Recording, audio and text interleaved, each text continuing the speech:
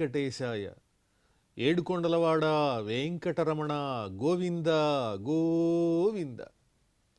శ్రీ శ్రీనివాస శ్రీ వెంకటేశ గోవింద గోవింద.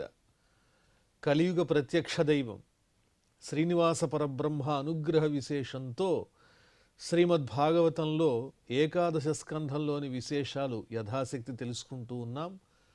నారాయణం నమస్కృత్య నరం చైవ నరోత్తమం దేవీం సరస్వతీం వ్యాసం తతో జయముదీరయేత్. సుఖయోగీంద్రుల వారు పరీక్షిన్ మహారాజునకు భగవల్లీలా విశేషాలను వర్ణించి చెబుతూ ఉన్నారు. ఉద్ధవుడు శ్రీకృష్ణస్వామి దగ్గర పరమాత్మ తత్వాన్ని తెలుసుకుంటున్నాడు. వర్ణాశ్రమ ధర్మములను తెలియజేస్తున్నారు కృష్ణస్వామి. సీదన్ విప్రో వణిక్వృత్యాపణ్యైరేవా పదం తరేత్ ఖడ్గేన వా ఆపదాక్రాంతో నశ్వవృత్యా కథంచన. బ్రాహ్మణుడు తాను చేసేటువంటి ధర్మానికి, తాను అవలంబించేటువంటి వర్ణధర్మానికి సంబంధించిన విషయాలలో ఆపదలు ఎదురైనట్లయితే అప్పుడు బ్రాహ్మణోత్తముడు వైశ్యవృత్తిని అవలంబించవచ్చు అని చెబుతున్నారు. వైశ్యవృత్తి అంటే క్రయ విక్రయములు, కొనుట అమ్ముట, అవి కూడా పవిత్రమైనటువంటి వస్తువులే. మాంసాదులు కాకుండా ఇతరమైనటువంటి పదార్థములను కొంటూ అమ్ముతూ జీవికిని సాగించవచ్చు. లేకపోతే క్షత్రియుల యొక్క క్షత్రియోచితమైనటువంటి వృత్తిని అవలంబిస్తూ ఖడ్గాన్ని చేపట్టి క్షత్రియ సంబంధమైనటువంటి వృత్తినైనా అవలంబించవచ్చు. అంతేకాని నీచమైనటువంటి మార్గాన్ని ఎంచుకోకూడదు. అది కూడా ఆపద్ధర్మంలోనే తన వర్ణమునకు సంబంధించినటువంటి ధర్మాన్ని ఆచరించటంలో ఏదైనా ఆపదలు ఎదురైతే గత్యంతరం లేని స్థితిలో వైశ్యవృత్తిని కానీ క్షత్రియ వృత్తి కానీ అవలంబించవచ్చు. నీచ వృత్తితో జీవించకూడదని చెబుతున్నారు. వైశ్యవృత్యాతు రాజన్యో జీవేన్ మృగయయాపది చరేద్వా విప్రరూపేణ నశ్వవృత్యా కథంచన. క్షత్రియుడు తన వర్ణాన్ని అవలంబించేటప్పుడు ఏదైనా ఆపదని పొందినట్లయితే, తన వర్ణానికి సంబంధించినటువంటి ధర్మాన్ని ఆచరించటంలో గనక ఎదుర్కోలేని కష్టాలు గనక కనిపించినట్లయితే అప్పుడు వైశ్య వృత్తిని అవలంబించవచ్చు క్షత్రియుడు కూడా. అదేవిధంగా వేటతో కూడా జీవికను సాగించవచ్చు. లేదా బ్రాహ్మణోత్తములకు ఏదైతే ఉచితమైనటువంటి చక్కని స్వరూపం ఉంటుందో ఆ స్వరూపాన్ని ధరించి జీవించవచ్చు. బ్రాహ్మణ రూపాన్ని కూడా ధరించి జీవించవచ్చు క్షత్రియుడు. కానీ నీచమైనటువంటి వృత్తిని మాత్రం ఆచరించకూడదు అని చెబుతున్నారు. శూద్రవృత్తిం భజేద్వైశ్య శూద్రః కారు కటక్రియాం కృచ్ఛ్రాన్ముక్తో నగర్హ్యేణ వృత్తిం లిప్సేత కర్మణ. అలాగే వైశ్యవర్ణము వారు తాము ఆచరించేటువంటి ధర్మంలో ఏదైనా ఆపదలు ఏర్పడి చెయ్యలేనటువంటి పరిస్థితులు ఏర్పడితే అప్పుడు శూద్రవర్ణం వారు ఆచరించేటువంటి పనులను ఆచరించవచ్చు. చేతి పనులు చేయడం, అలాగే చాపలు అల్లటం, ఇలాంటి చక్కని సాత్వికమైన పవిత్రమైనటువంటి కర్మలను ఆచరించటం ద్వారా జీవికను కొనసాగించవచ్చు. ఎప్పుడైతే ఆపదలు తొలగిపోతాయో మళ్ళీ తన ధర్మంలో తాను నిలబడాలి. అంతే తప్ప ఆపదలు వచ్చాయని సంఘానికి చేటు కలిగించేటువంటి దుష్టమైనటువంటి కర్మల ద్వారా జీవికను సాగించకూడదు అని చెబుతున్నారు. వేదాధ్యాయ స్వధాస్వాహా బల్యన్నాద్యైః యథోదయం దేవర్షి పితృభూతాని మద్రూపాణ్యన్వహం వ్రజేత్. బ్రాహ్మణోత్తముడు చక్కగా వేదాధ్యయనం చెయ్యాలి. అలాగే పితృదేవతలకు అగ్ని ద్వారా చక్కగా పూజను అందించాలి. దేవతల్ని కూడా అగ్ని ద్వారా పూజించాలి. అన్నాదులతో సమస్తమైన ప్రాణులకు ఆనందాన్ని కలిగించాలి తన దగ్గర ఉన్నటువంటి సంపదకు అనుగుణంగా. దేవ ఋషి పితృ భూత యజ్ఞములను ఆచరించాలి. దేవరుణము, ఋషి రుణము, పితృరుణము, భూతరుణము వీటిలన్నింటినీ కూడా తీర్చుకోవాలి. ఎందుకంటే ఇవన్నీ నా స్వరూపములే ఉన్నాయి.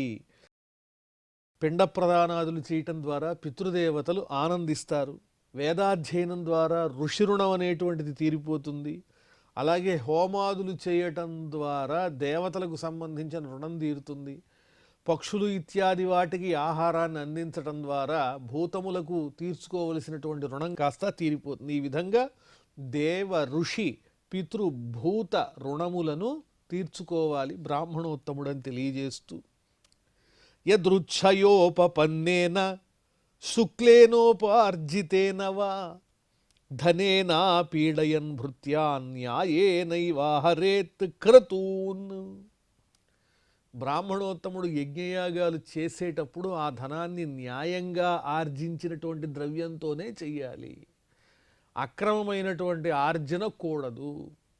తన దగ్గరున్నటువంటి స్థితిని అనుసరించి ఏదైతే శుద్ధంగా శుక్లేన శుద్ధంగా సాధించినటువంటి ద్రవ్యంతోనే ధనంతోనే యజ్ఞయాగాదులు చెయ్యాలి. అలాగే తన దగ్గర సేవకులుగా ఉన్నటువంటి వారిని, సహాయం చేసేటువంటి వారిని ఇబ్బంది పెట్టకూడదు. తన సేవకులను ఇబ్బంది పెట్టకుండా, వారిని కష్టపెట్టకుండా, వారిని బాధ పెట్టకుండా న్యాయోపార్జితమైనటువంటి ధనంతోనే క్రతువులను చెయ్యాలి. తన భృత్యులను హింసించకూడదు అని చెబుతున్నారు. కుటుంబేషు న సజ్జేత న ప్రమాద్యేత్ కుటుంబ్యపి విపశ్చిన్నశ్వరం పశ్యేత్ అదృష్టమపి దృష్టవత్. వివేకం కలిగినటువంటి జ్ఞాని ఏం చేస్తాడంటే కుటుంబమునందు ఆసక్తుడు కాడు, సంసారమునందు ఆ మనస్సుని లగ్నం చెయ్యడు. సంసారం నడుస్తూ ఉంటుంది, కానీ వ్యామోహం మాత్రం అతనికి ఆసక్తి అనేది ఏమాత్రమూ ఉండదు. ఏకాగ్రత పోగొట్టుకోకుండా తన మనస్సుని పరమాత్మ యందే లగ్నం చేసి ఉంచుతాడు. జీవితంలో అనుభవించేటువంటి భోగాలు ఏవైతే ఉంటాయో ఇవన్నీ శాశ్వతమైనవి కాదు, వీటి వల్ల ప్రయోజనం లేదు. ఈ జరామరణముల నుంచి తప్పించి మోక్షాన్ని ఇచ్చే శక్తి ఈ భోగాలకు లేదు. ఈ దేహం ఉన్నంత వరకు, ఆరోగ్యంగా ఉన్నంత వరకే ఈ భోగాలనేవి దేహం భోగాలను స్వీకరిస్తుంది తప్ప తరువాత వాటి వల్ల మనకు ఆముష్మికంగా భగవత్ సంబంధమైన మోక్షాదులు లభించటం అనేది అసాధ్యము. పోనీ స్వర్గ సుఖాలు మరణించిన తర్వాత ఏదో పుణ్యం సాధించుకుని స్వర్గానికి వెళ్ళి ఆ సుఖాలు అనుభవిద్దామా అంటే అవి కూడా భూమి మీద మనం పొందేటువంటి భోగాలు లాంటివే, అశాశ్వతమైనవే తప్ప స్వర్గాది సుఖాలు కూడా శాశ్వతమైనవి కాదు. అవి కూడా కలలాంటివి. పుణ్యం తీరిపోగానే మళ్ళీ జన్మను పొందవలసిందే, పశుపక్షాది జన్మ దగ్గర నుంచి. ఈ విషయాన్ని వివేకవంతుడు ఎప్పటికీ మర్చిపోకుండా గృహ సంబంధమైనటువంటి సంగముల యందు, స్వర్గాది సంబంధమైనటువంటి సుఖముల యందు ఏమాత్రము ఆసక్తి లేకుండా మనస్సును పరమాత్మ యందే లగ్నం చేసి జాగ్రత్తగా ఈ దేహ సంబంధమైనటువంటి బంధాన్ని భగవంతుణ్ణి పొందడానికి ప్రధాన సాధనంగా వినియోగించుకుంటాడు. పుత్రదారాప్త బంధూనాం సంగమ పంథ సంగమ అనుదేహం వియంత్యేతే స్వప్నో నిద్రానుగో యథ. మరి ఈ సంసారంలో భార్య, పుత్రులు, తల్లిదండ్రులు, ఇతరులైన బంధువులు వీళ్ళందరూ కనిపిస్తూ ఉంటారు. వీళ్ళందరూ మన వాళ్ళు కాదా? వాళ్ళతో సుఖాలు భోగాలు అనుభవిస్తూ గడపటం తప్ప అంటే అది తప్పని చెప్పటం లేదు, కానీ అవన్నీ మోక్షాన్ని ఇచ్చేటువంటివి మాత్రమైతే కాదు. మార్గంలో వెళ్ళేటప్పుడు ఏ విధంగానైతే మార్గమధ్యంలో బాటసార్లు కలుస్తారు. ప్రయాణం చేసేటప్పుడు మనకు కొంతమంది పరిచయం అవుతారు. ఆ పరిచయ వశం వల్ల వాళ్ళతో మనం సంభాషణ చేస్తాం. ఆ ప్రయాణం పూర్తయిపోయిన తర్వాత వారి దారి వారిదే, మన దారి మనదే, తర్వాత మళ్ళీ కలవరు. ఆ బాటసారుల్ని కలవటం ఎటువంటిదో మన జీవితంలో పుత్రులను, బంధువులను, కళత్రాదులను పొందడం కూడా అంతే. వీళ్ళు ఎక్కువ కాలం మనతో ఉన్నట్టుగా కనిపిస్తోంది, బాటసారులు వెంటనే మరుగున పడినట్టుగా మనకు కనిపిస్తోంది, కానీ ఈ రెండిటికి ఏమాత్రం భేదం లేదు.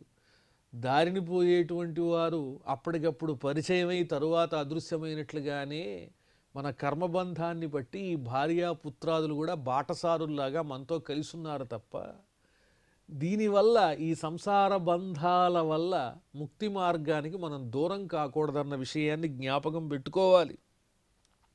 మనకి కలలో వచ్చేటువంటి అనేక రకాలైనటువంటి సన్నివేశాలన్నీ జీవితంలో నిజం అవుతాయా? అందులో కూడా ఎన్నో రకాలైన బాంధవ్యాలు, అనుబంధాలు, సుఖాలు, దుఃఖాలు అన్నీ కలుగుతాయి. కానీ స్వప్నం నుంచి మేల్కొన్న తర్వాత అవన్నీ అబద్ధాలనే తేలిపోతాయి కదా. అదేవిధంగా పుత్రాదులు, భార్య ఇత్యాదులందరూ కూడా ఆ కలలో వచ్చిన సన్నివేశాల్లాగానే వీళ్ళందరూ కూడా నశించేటువంటి స్వభావం కలిగిన సంసారమయమైన విషయాలే తప్ప వేరొకటి కాదు అని తెలుసుకోవాలి. ఇత్థం పరిమృశన్ముక్తో గృహేష్వతిథివత్వసన్ న గృహైరనుబధ్యేత నిర్మమో నిరహంకృత. ఈ విధంగా బాగా ఆలోచన చేసి పరిశీలించి తాను సంసారంలో ఉన్నప్పటికీ గృహస్థాశ్రమం పాటిస్తున్నప్పటికీ ఎలా ఉండాలి, ఇంటికి వచ్చిన అతిథి ఆ క్షణం ఉండి ఎలాగైతే విముక్తుడై వెళ్ళిపోతాడో అలాగే నిరంతరం మనం ఈ సంసార బంధంలో అతిథిలాగా ప్రవర్తించాలండి. అంటి ముట్టనట్టుగా ప్రవర్తించాలి. మనకి ఏ విధమైన సంబంధం లేదు, ప్రారబ్ధవశం వల్ల కలిగినటువంటిదే ఈ బంధము. దీంతో మనం వ్యామోహాన్ని పెంచుకోకూడదనేటువంటి భావనతో గృహ సంబంధమైన సంసార సంబంధమైన విషయాదులలో ఏమాత్రం సంగం లేకుండా ఇంటికి వచ్చిన అతిథిలాగా అంటి ముట్టనట్టుగా తామరాకు మీద నీటి బొట్టులాగా ఉండాలి. అహంకారం, నేను, నాది అనేటువంటిది కానీ మమకారాదులు, వ్యామోహాలు వీటన్నిటినీ విడిచిపెట్టాలి. మనస్సు, హృదయం ఎప్పుడూ పరమాత్మ యందే నిలపాలి. అప్పుడే ముక్తి కలుగుతుంది అని కృష్ణ పరమాత్మ తెలియజేస్తున్నారు. నిర్మమో నిరహంకృత. ముఖ్యమైనది ఏంటంటే ఇది నాది, ఇది నాది అని ఏదో మనం వ్యామోహపడేటువంటి పదార్థాన్ని పట్టుకుని వేలాడకూడదు అని చెబుతున్నారు. మనదనేది ఏమీ లేదు, భగవంతుడు తప్ప వేరొకటి మనకి సంబంధించింది ఈ జగత్తులో లేదని తెలుసుకోవటమే మోక్షానికి ప్రధానమైనటువంటి కారణమవుతుంది. కర్మభిర్గృహమేధీయై ఇష్ట్వా మామేవ భక్తిమాన్ తిష్ఠేద్వనం ఓపవిశేత్ ప్రజావాన్ వా పరివ్రజేత్.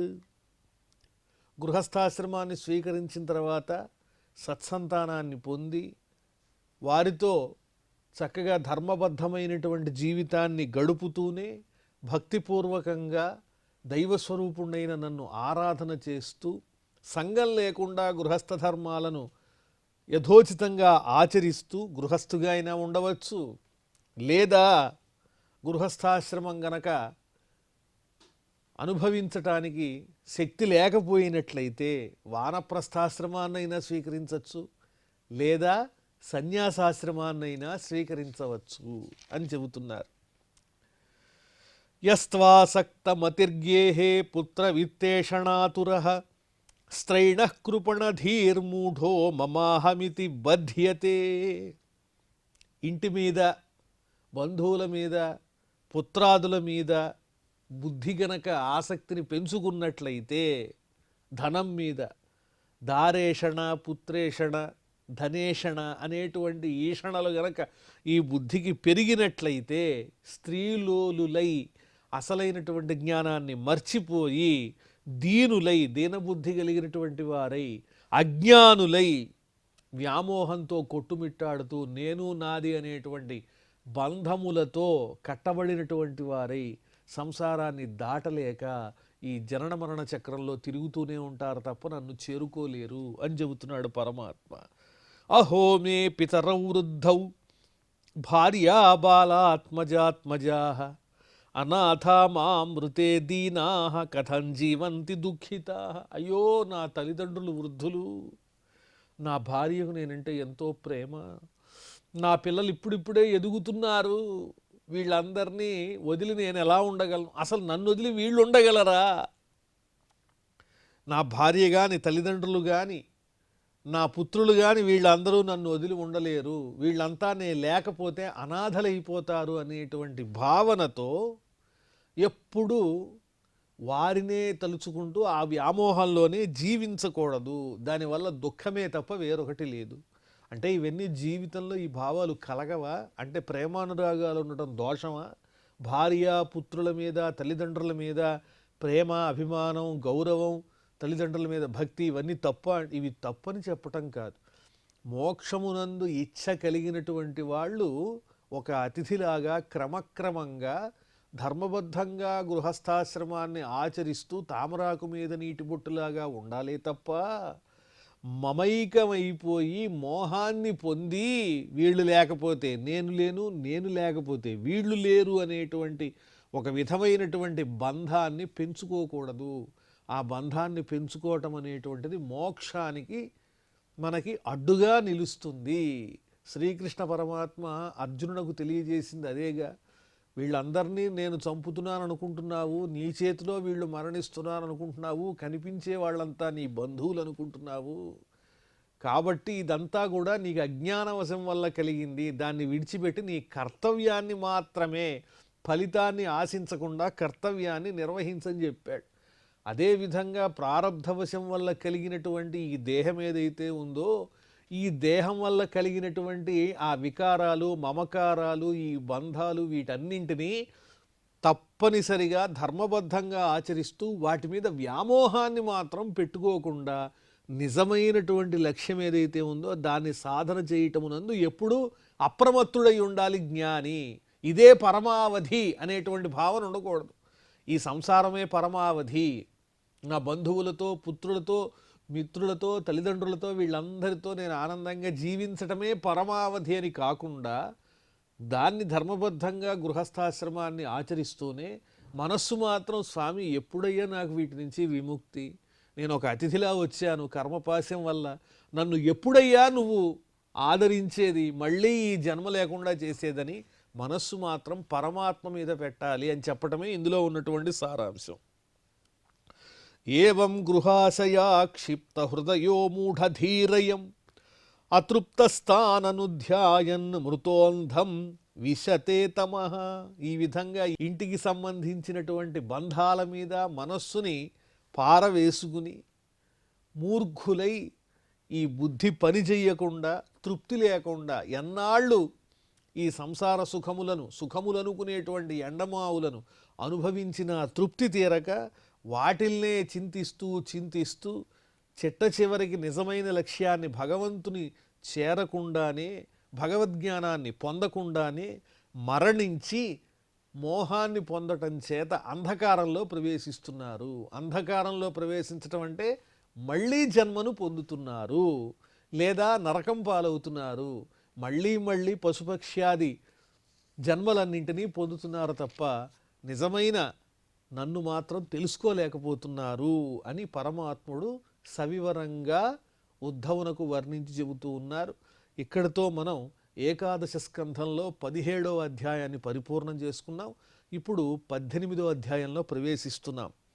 శ్రీ భగవానువాచ వనం వివిక్షు పుత్రేషు భార్యాం యస్య సహైవ వన ఏవ వసేచ్ఛాంతః తృతీయం భాగమాయుషః.